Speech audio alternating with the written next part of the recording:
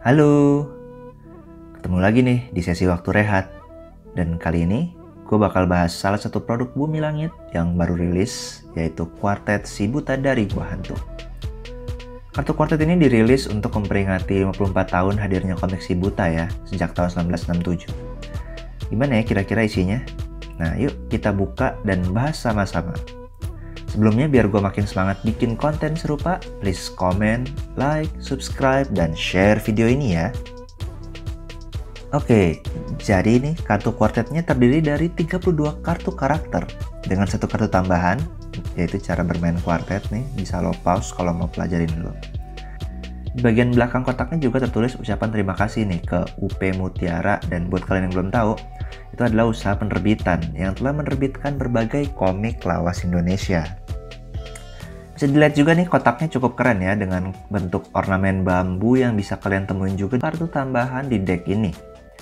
Untuk kartu karakternya sendiri punya desain belakang yang sama dengan kartu quartet lainnya, jadi yang beda kartu ini doang. Nah yang menarik juga di tahun 2014 sebenarnya Anjaya Books pernah ngeluarin kartu quartet berjudul Si Buta dari Gua Hantu dan Manusia Serigala. Kurang paham apakah ini quartet edisi pertamanya juga, tapi yang jelas gambar di quartet itu sama dengan quartet versi 2021 ini. Hanya saja ada perbaikan dari sisi printing, finishing, dan revisi teks. Bisa dilihat nih ya perbedaan ukuran dan juga bentukannya, baik dari bungkus kayak gini dan juga kartu quartetnya. Oke, untuk tokoh yang muncul di kartu ini sendiri rasanya diambil dari judul perdana Si Buta dari Gua Hantu, Misteri di Borobudur, Banjir Darah di Pantai Sanur, dan Manusia Serigala dari Gunung Tambora. Oke, tanpa berlama-lama, yuk kita sekarang bahas tiap karakter yang muncul dalam 8 kategori di quartet ini ya. Oke, kita lihat kategori pendekar aneh. Nah, ini kita bakal lihat tokoh yang kebanyakan lawan si buta dengan berbagai keanehan watak dan jurusnya. Kalau diperhatiin, sebagian besar ini diambil dari komik Si Buta dari Gua Hantu, Manusia Serigala dari Gunung Tambora. Kecuali satu tokoh nih. Oke, ada Dompu ya. Dompu ini seorang pemburu bersenjatakan senapan yang pengen memburu makhluk buas yang memakan hewan ternak warga. Sampai dia akhirnya ketemu sama bocah berperingai serigala yang tak lain adalah Reo. Mungkin yang membuatnya unik adalah Dompu ini salah satu tokoh yang menggunakan senjata api di zamannya. Nah, berikutnya ada Patala ya. Satu-satunya tokoh dari komik Neraka Hijau dari seri Reo si Manusia Serigala. Dia menculik orang tua Reo dan warga desa buat kerja rodi di tambang uraniumnya. Nah, pendekar ini punya ciri khas tungkai kaki yang tidak biasa, jadi menjadikannya cukup unik ya. Lanjut, nah Arwah Gentayangan, satu lagi pendekar yang ingin memburu Reo dengan jurus Indra Bayu buat meringankan tubuhnya sehingga sulit dideteksi oleh si buta dan bersenjatakan pedang yang super tipis. Bajunya pun semacam dia ikat gitu biar nggak menimbulkan suara saat berkelebat. Nah, dia punya berhubungan khusus nih sama tokoh selanjutnya, yaitu ya Gusti Buyung. Salah satu musuh terkuat si buta itu seorang nenek iblis dari Gunung Tambora, ahli ramuan, vudu, dan tentunya silat yang berambisi mencari menantu untuk meneruskan jurus rahasianya. Rupa dan jurusnya cukup aneh tapi sangat menyulitkan si buta. Oke, ini ada kategori pendekar perkasa. Nah, mereka ini adalah bagian dari 7 pendekar yang dihimpun penduduk desa Sanur buat melawan perompak di judul Banjir Darah di Pantai Sanur yang mengganggu desanya.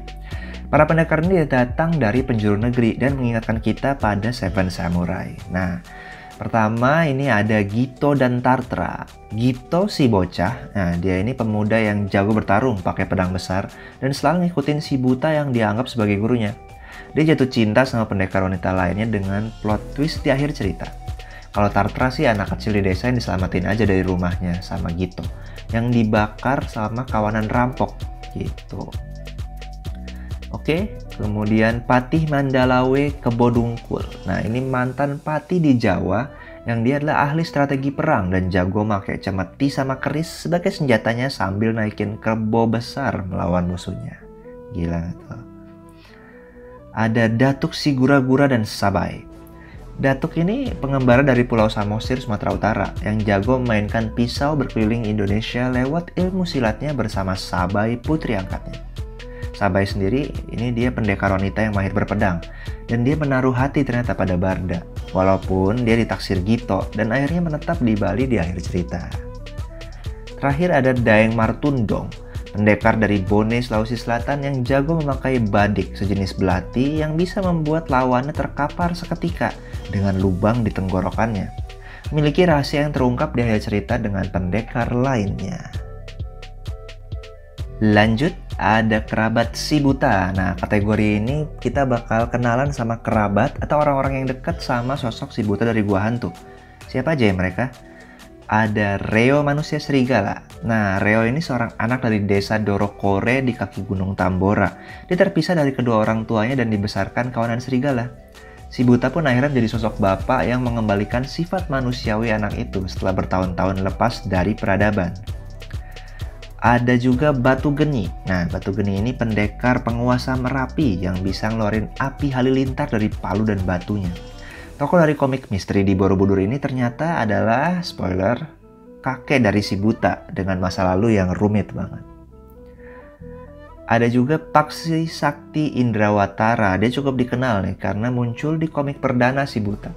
Dia adalah ayah kandung Barda Mandrawata, pimpinan perguruan Elang Putih, yang sayangnya harus terbunuh setelah duel dengan mata malaikat untuk nyelamatin warga desa. Terakhir, yes, ada si buta sendiri ya. Nah, si buta sendiri juga ya, kalau kalian udah kenal sendiri kan, udah cukup kenal ya, karena dia adalah tokoh utama dari komik karya Ganesh TH. Kita udah lihat kerabat dari si buta, sekarang ada kerabat manusia serigala. Nah, ini kerabat dari Reo, si manusia serigala yang memulai debutnya di komik Si Buta dari Gua Hantu Manusia Serigala dari Gunung Tambora. Jadi pertama nih, di kartu kuartetnya ada Bapak dan Ibu Bajo. Orang tua Reo nih, mereka itu punya kisah yang cukup sedih karena kehilangan anaknya saat berladang dan mereka terus-menerus mencari anaknya yang diyakini masih hidup di kaki gunung yang dipenuhi serigala. Ada juga Nurzah dan Wayan. Nah, ini mereka secara berurutan adalah anak dan cucu dari Gusti Buyung yang tadi. Bahkan memiliki hubungan dengan keluarga Bajo. Nah, mereka hidup di bawah ambisi nenek iblis yang ditemui Reo dan si buta. Ada Bula atau Ibu Serigala. Ini sosok yang membesarkan Reo sejak kecil setelah dia meninggalkan kedua orang tua manusianya. Bula pun kerap terlibat dalam petualangan Reo berikutnya. Terakhir nih, ada Wanara. Ya, monyet yang selalu menemani perjalanan si buta ini cukup dekat sama Reo setelah pertemuannya di Gunung Tambora. Buat yang agak bingung, ya monyet si buta di komik klasik dipanggil Wanara, tapi di serial TV dan komik barunya dia dipanggil Kliwon. Oke, kita lanjut ke kategori wanita merana, di mana kita bakal kenalan sama para wanita di dunia si buta yang punya nasib yang sayangnya kurang beruntung. Kita simak aja nih ya, siapa aja mereka. Ada Sekar Ningsih dari komik misteri di Borobudur. Setelah ayahnya Bimo Adirekso meninggal, Sekar mendapat peta persembunyian harta warisan ayahnya. Dia pun harus menghadapi saudara kandung dan pihak lain yang ingin merebut harta itu. Lalu ada Lengan Tunggal Setiatun. Pendekar bertangan satu ini adalah mantan kekasih yang ditinggal Batu Geni. Setiatun juga merupakan guru Bambang Priadi dan Selendang Mayang yang membantu pertarungan mereka di Borobudur. Lalu ada Selendang Mayang ya. Ini adik seperguruan Bambang Priadi yang menaruh hati padanya, tapi harus kandas karena Bambang lebih memilih Sekar Ningsih. Kecemburuan inilah yang membuka fakta misteri di kisah misteri di Borobudur. Terakhir, kalian juga mungkin udah kenal, ada Marni Dewiyanti, kekasih Barda yang terluka parah setelah serangan mata malaikat dan menjadi salah satu motivasi Barda jadi si buta. Walaupun Marni selamat karena pengobatan lugai, ironisnya dia nggak pernah bisa bersatu nih dengan kekasih yang dicintainya. Masuk ke kategori penjahat ulung, kita bakal kenalan sama para penjahat lihai yang ditemui secara spesifik sama si buta di komik Si Buta dari Gua Hantu Banjir Darah di Pantai Sanur. Ini ada Wisa Sarpa.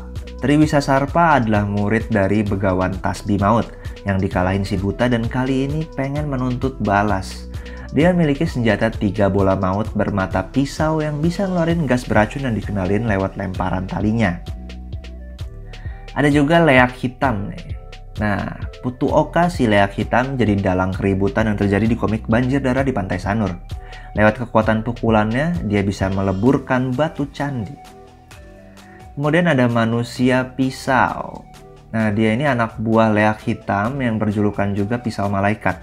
Dia datang menyerang Barda dan para pendekar lain di Sanur dengan keahlian melempar pisaunya yang nyaingin kehebatan Datuk si Gura-Gura. Terakhir ada Burdu Sinaga. Bajak laut di komik Banjir Darah di Pantai Sanur ini merompak kapal si buta dan rekan pendekarnya serta beraksi dengan golok dan kait di tangannya. Ya, sayangnya dia ilmu silatnya nggak terlalu jago sih. Nah, terus di sini ada kelompok manusia-manusia sesat. Kita bakal nemuin para tokoh manusia, khususnya di judul misteri di Borobudur, dengan watak buruk dan menjadikan mereka manusia yang tersesat.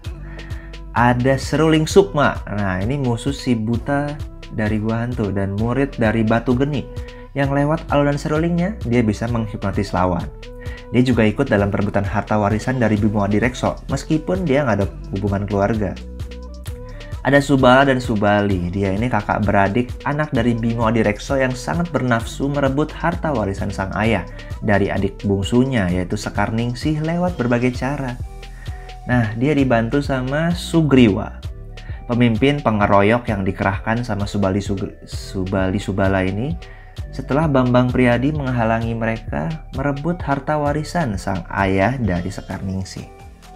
Terakhir, ada Bambang Priyadi, anak dari teman almarhum Bimo Adirekso yang sempat ngebantu Sekarningsih dari kedua kakaknya yang pengen ngerebut harta warisan. Tapi ternyata Bambang menyimpan agenda khusus nih yang gak kalah liciknya. Masuk ke kelompok lawan si buta. Nah, di kelompok ini kita bakal kenalan sama musuh si buta yang ditemui di awal petualangan pada judul perdananya. Siapa aja ya mereka?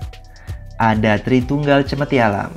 Mereka ini 3 sekawan bersenjatakan cemeti yang pada komik revolusinya diinterpretasikan ulang sebagai julukan dari 3 pendekar utama Padepokan Mata Malaikat. Ada juga Sapu Jagat. Nah, Maung Lugai si Sapu Jagat ini punya senjata bola berduri supersonik, cepat banget.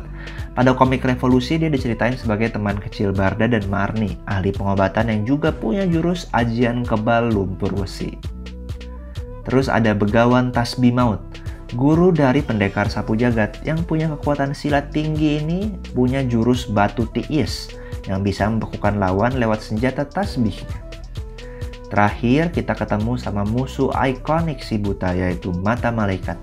Pendekar buta yang keji dan berilmu silat tinggi, dia adalah lawan yang membuat Barda bertransformasi menjadi si buta dari Gua Hantu. Nah, jadi gimana menurut kalian? Kita udah bahas 32 karakter yang muncul di kuartet si buta dari Gua Hantu ini. Mana yang menurut kalian paling berkesan selain tokoh si buta? Atau ada yang pengen kalian tanyain nih? Bisa tulis di kolom komentar di bawah ya. Yang jelas kuartet ini jadi benda yang patut banget dikoleksi buat para penggemar komik silat Indonesia, khususnya seri si buta dari Gua Hantu karya Ganesh TH. Anyway, kalau kalian masih anteng di sini, makasih banget udah nonton sampai habis. Oke?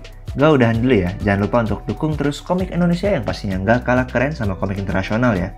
Sampai ketemu di video berikutnya. Cus!